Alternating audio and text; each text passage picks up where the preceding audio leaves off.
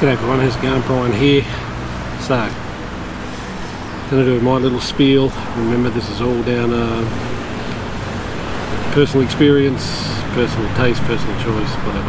Anyway, it's going to be Bangkok or Chiang Mai, which is best. So we did 6 weeks in Chiang Mai, 6 weeks in Bangkok, and we're just about to finish our 5 weeks here in Chiang Mai. So, old versus new. Now, Bangkok is a modern, fast-paced city with lots of incredible urban architecture, modern flash buildings, nice roads, incredible public transport. Chiang Mai is old, and I'm not just talking about the old city, the old part of town, which isn't what you may think if you've not been here before. The old city itself barely exists. There's just little remnants around in that area, of old walls that were the old city. I'm talking just in general. Chiang Mai is old. It looks kind of run down. Maybe that's part of the charm compared to Bangkok. The footpaths, a lot of them are either in disrepair or being repaired. You don't really get that so much in Bangkok, or not to my experience or our experience at all. So, you just notice it when you walk around. The government isn't spending a lot of money here. I've talked to a few locals and they'll tell you, the money gets spent in Bangkok. That's it. That's where, and you look at the difference in population. There's almost 11 million in Bangkok, and in Greater Chiang Mai there's 1.4 million. But really in the central areas, the tourist area of town, which covers a bit, there's there was 120 or 140,000 people. So anyway, but yeah, it's old versus new, modern, fast-paced, old, a little bit run-down looking, but maybe that again is some of the charm. So getting onto that, leading from that, concrete jungle versus green space. Now, we stayed in our apartment had incredible views. You go up onto the rooftop and you could literally see all around the different parts of Bangkok, 360 degree views. You can't see absolutely everything because you have to go to the top of the buildings to get on the other side of the river, but you get a good idea, and mostly it's just buildings. It's one of those things where it's often better at night when the lights are on than during the day. It's incredible to look at, the size and expanse of Bangkok. It has central areas and probably main ones that most tourists know, but there'll be a whole bunch of big high-rises in the north, and you see that in different areas around town. So yeah, it's a concrete jungle. If you love cities like that, then that's fine. Yes, there's some parks around, and they opened up a new one in the last year or something like that, but you've got to travel to get them. It's not what attracts your eye. You don't look out and go, wow, that's amazing. The first thing you notice when you're flying in Chiang Mai is all the green space. It's literally surrounded by hills and mountains, and when you're inside it, there's green space everywhere, all over the show. Like when I'm walking around here, there's little plots of land with bananas growing on them, and just people's houses, just so much green in there, gardens and everything else. And we're nature people, so we love that. I'm not saying which is better or worse, depending on what your point of view is, but it really is concrete jungle, and I think attraction of Chiang Mai is all the green space around here. Accommodation prices. So, if you go online and you put the cost of living Bangkok versus Chiang Mai, and you'll have all these things with breakdowns, but the top bit will be like the average cost of living in Chiang Mai is 30% less than Bangkok. Well, possibly. It probably just gets more down to accommodation. Can be cheaper. But our apartment, even though it's renovated, is 17 square metres smaller than the one in Bangkok. So yeah, we were paying $30 a night Australian here, we were paying 50 in Bangkok. But we had the MRT right in front of us in Bangkok. It was a modern-ish condo in Bangkok. This is an old condo complex. So you can definitely spend, if you go right into the heart of, say, Niman, and you're staying right there, you'll definitely pay exactly what we paid in Bangkok and maybe not even get as nice an apartment.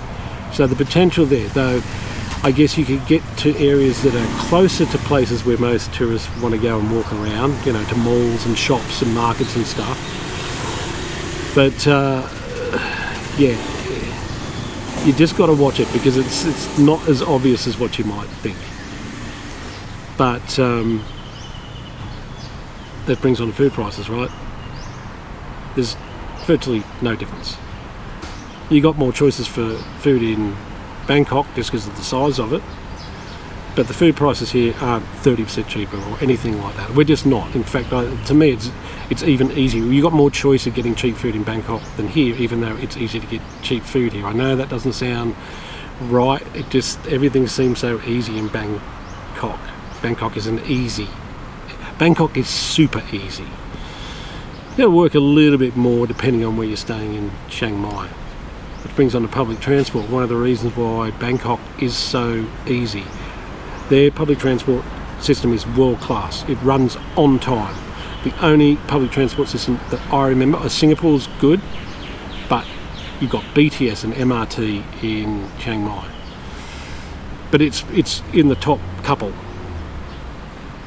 in my opinion, of public transport, and you can get to just about anywhere you want to go around the city that tourists like to go to by using the public transport. Chiang Mai doesn't have public transport. It just doesn't. Okay, you are either, and I've talked to locals here, and that's the thing, it's like, if you're here and you're living here, you've got to have a moped or a bike, a push bike, or prepare to walk or whatever, you know, or get ride share. And you don't need that in Bangkok. So if you're coming here, depending on how you feel, try and be based close-ish to stuff that is convenient, like your malls and your markets and stuff like that. Though they can be spread out too in Chiang Mai, so you may still have to take a ride share or something like that. They have these little red taxi buses thing, but they're privately owned. So if anyone tells you that they're public transport, they're not. They're just random. They just sit there and they wait for enough customers and then they'll take you there, and depending on how many people you got, it's cheaper to just take a ride share taxi. So world-class public transport, Chiang Mai, there is none. It's just none. It's crazy. Again, the money's in Bangkok. Things to do.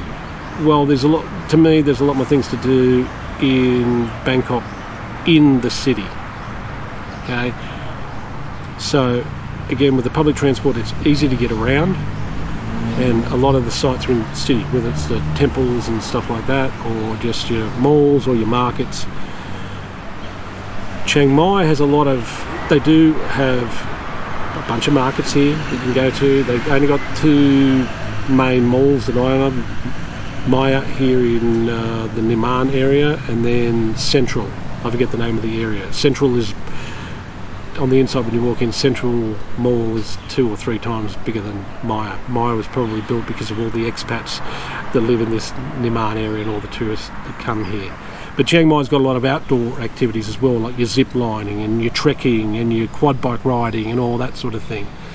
As far as temples go, Bangkok kills it. Like, yeah, they've got some Wats here. They've got a nice one here at Doi Satep. It's the nicest one up there. I've got a little video on that that'll come up at some stage. But yeah, as far as temples go and stuff like that, for temples, you've got to take the day trip down to Chiang Rai. Chiang Rai is the place for the incredible temples up in the north. It's not Chiang Mai. You know, as I said, they got some nice ones, but compared to Bangkok, it can't compare. But a lot of outdoor activities in the Chiang Mai area. Obviously got a lot to do with the amount of green space and the hills. You can go stay in the hills and stuff like that. So again, depends what you're looking for. In the city, Bangkok rules. A lot of outdoor activities. Chiang Mai. I mean, I don't even know how far you've got to go out of Bangkok. I don't know if it's a thing. It'll take you ages to get outside of the city. Anyway, so that's things to do. Tourists. I was surprised because I've been to Bangkok before this trip. There are so many more tourists in Chiang Mai than Bangkok. Of course, you can go to little places. You can go to Sukhumvit, the Sois and around there where a lot of the tourists go to, or whatever, or a market, or maybe a mall. But honestly, sometimes you'll be in a mall here, wouldn't know where you were in Chiang Mai. It's a huge tourist town. So if you wanted to come here to get away from tourists, I'm sure there's some areas like where I am, even where I am. We're not in the heart of Niman. It's about a 14-minute walk to Maya Mall from here, and I can just walk back streets, you know, and mostly I'll just see locals there. But it is touristy. You'll see tons of them. So, what do you prefer? A lot of tourists, not a lot of tourists? Where we're at Hoi Kwang, sometimes I wouldn't see another tourist for a couple of days walking around, super local. Anyway, that leads me on to the people. So, one of the things I always hear is how friendly the people are in Thailand. Well, they're no friendly, or they're not overtly friendly at all. Not at least from my experience. They just leave you alone. They're unobtrusive. And I like that. I just like to walk around. I don't want people throwing things in my face, because sometimes when people say friendly, it's someone trying to sell you something, right?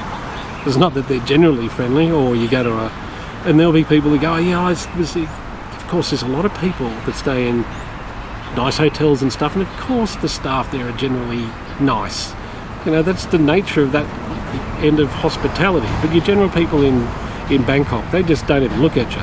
You walk past in some of the places I go, and they're in a store, you know, they're selling, you know, phone case or whatever, and they just, you know, they barely look up from their phone. And again, there's nothing wrong with that. I don't care about it. But they're not these overtly friendly people compared to, say, like the Philippines, for instance, who are really, really outgoing. So they're not super friendly, they're not unfriendly. They just let you go about your business.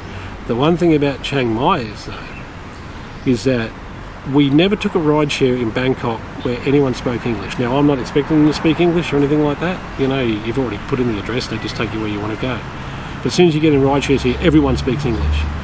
And that gets back to the touristy thing. So many tourists here, so many locals speak English. And I think that they give you an impression that they're friendlier. But people are generally friendly when they feel like they can communicate with you one-on-one. So if you want somewhere where English is far more widely spoken, again, Bangkok's super easy. You don't need Thai, or you've got your translation app, right? Most people have got Google Translate or something. That'll get you by. You don't really need it. You generally just point to say a couple of words. Sawadee Krap, Kapkan Krap, those sorts of things. But a lot more people speak English in stores. So, for instance, if you want to go and get a SIM card or something, you don't really get any communication issues about what you want. They're just speaking to you in English in Chiang Mai. So a lot more people. So just to let you know, as far as friendliness goes, as I said, it's more just communication. People can seem friendlier because they can communicate with you better in your language. And of course, everyone from Europe, no matter what their country, they've got to speak English because that's the universal language. And all the people that travel here so it's not just Western tourists, there's a lot of people from different parts of Asia that come here, and they're also communicating in English because that's the universal language here. So best for long-term or short-term stays. Again, this is just my personal opinion. Well, I wouldn't say long or short-term. If I was only going to go to one place and spend a month, it'd be Bangkok, because it is happening. It is go, go, go, go, go. Again, so easy to get around, super easy. There's a lot to do in the city. There's so much connectivity because of the public transport. So if I was just going to do one for a month, it'd be Bangkok. But then that concrete jungle thing and the traffic and the noise, and we get traffic here, but it's nothing. You know, you'll see it at the mall, and you'll see it's nothing compared to Bangkok. Nothing at all, just the noise and the traffic, that sort of thing. So, short-term stays, well, you're probably going to do both anyway. So, you get a bit of the Bangkok manic and the kind of chill of Chiang Mai in relative terms. If I was going to stay for more than a month, 5-6 weeks, say, instance, and I could only do one place, it'd be Chiang Mai. It's just more chill. It's easy because of the language. Public transport bit, just kind of park yourself somewhere central anyway where you can walk if you don't have a moped. And yeah, just that green space. It's just a lot more peaceful up here, and there's probably a reason why it's, for a lot of people, it's their favourite city in Thailand. So there you go, folks. That's just my opinion.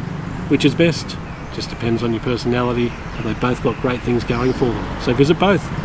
Take care. Bye for now.